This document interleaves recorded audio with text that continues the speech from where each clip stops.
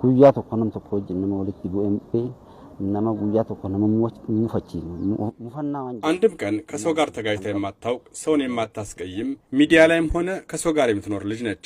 እህቴ ናት፣ እናቴ ነች፣ መካሬ ነች። አሁን ሞራሌ ተሰብሯል። ብዙ ነገሬን ያጣሁት አሁን ሁሉም ቀርቶ በጣም ልብ በሚሰብር ሁኔታ እንግዲህ መጀመሪያው ቪዲዮ እንደሰማችሁት ነው። ልጅ ብቻ ነው ያላቀም ሴት ልጅ እስከመቼ እንደዚህ እድሜዋን እያሳጠሩ እስከመቼ በመግደል እስከመቼ በመፈናቀል ሰው ህይወትን ያስቀጥላል? በእውነት በጣም ነው በሚያሳዝን ሁኔታ እንግዲህ የእህታችን ቀነኒሳ ሞት እንግዲህ የእናቷ ልጅ ወንድሟ እንደተናገረው ነው። በጣም ልብ በሚሰብር ሁኔታ እንጃ እኔ አላቅም። አሁን ይሄ ሰው ማን ያምናል? ሌሊት 5 ሰዓት ላይ ፎቅ ላይ ወድቃ ሞተሽ ማለት ማን ነው ሰው የሚያምነው? ሰላም ሰላም፣ ውድና የተከበራችሁ አድማጭ ተመልካቾቼ፣ ቤተሰቦቼ በየትኛውም ዓለም ክልል ዙሪያ ያላችሁ ትውልድ ኢትዮጵያውያንና ኤርትራውያን ሁሉ ሰላም ነው፣ ሁሉ መልካም ነው። እግዚአብሔር ይመስገን በጣም ሰላም ነኝ። ከኔ ያለው ሰላም ከእናንተም ሰላማችሁ እዚህ ትርፍ ይበልልኝ እያልኩ እንግዲህ ዛሬ ቪዲዮን እቀጥላለሁ። እንደውም ክርስቲያን ወንድሞቼ እንኳን አደረሳችሁ፣ እንኳን አብሮ አደረሰን ለአባታችን አቡነ ገብረ መንፈስ ቅዱስ ዓመታዊ ክብረ በዓል በሰላም በጤና በፍቅር አደረሳችሁ አደረሰን። እግዚአብሔር ይመስገን ምሕረት ቸርነቱ ሳይጎድል ለዚህ ሰዓትና ለዚህ ደቂቃ ያደረሰን አምላክ ፈጣሪ ይመስገን ነው የምንለውና ስለዚህ ያው ጾሙን የሰላም የበረከት የአንድነት ያርግልን ያደርግላችሁ።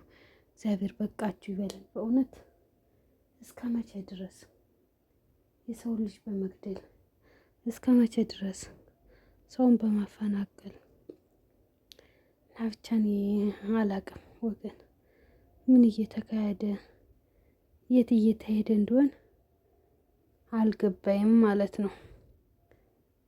ስለዚህ ብቻ ከባድ ነው። እንግዲህ ከእናቷ ልጅ አንደበት እንደሰማችሁት እንግዲህ ያሳደግኳት እህቴ ታናሼ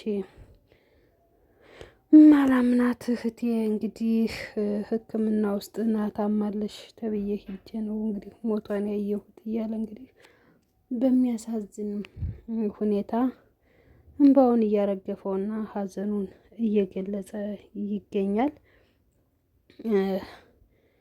ወንድ ልጅ ሁሉን ለመጥላት ስንት መልካም ወንድ አለ፣ ሁሉን ለመውደድ ስንት ክፉ ወንድ አለ። ብቻ አባትም አለ፣ ወንድምም አለ፣ ልጅም አለ። እኔ አላቅም ወንዶችን ከምን እንደምንመድባችሁ ከምን እንመድባችሁ? እስኪ እውነቴን ነው። ሰውን ሰው በመግደል ምንድን ነው የሚያደርጋችሁ? የኢትዮጵያ ወንዶች እስኪ በእውነት እስኪ ተናገሩ።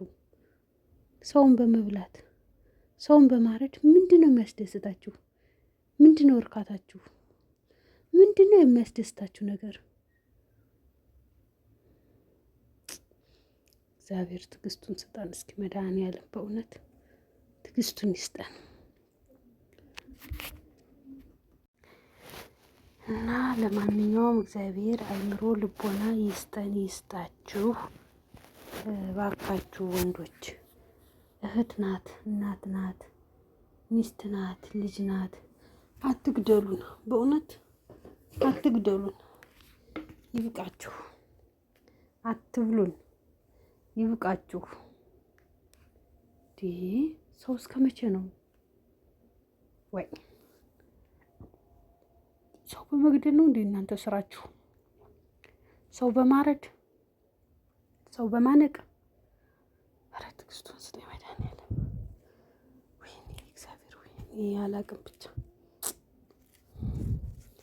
መድኃኒዓለም ሆይ እንደው ብቻ ከእንደዚህ ያለ ነገር ይሰውረን ይሰውራችሁ። እንግዲህ የእህታችን ነፍሷን በአጸደ ገነት ያኖርልን ነው ምለው። ሌላ ምን እንላለን? እግዚአብሔር አምላክ እንግዲህ ከደጋጎች ጎን ያቆማት። እናትና አባቷንም መጽናናቱን ይስጣቸው። በእውነት አንጀት ነው የሚበሉት እንደዛ እየተፈረሰ እናትና አባት ልጃቸውን እንግዲህ የአይን ብሌናቸውን ቆምጦ ጣለባቸው። ስለዚህ እግዚአብሔር ጽናቱን ይስጣቸው። ያ ምንም አልልም።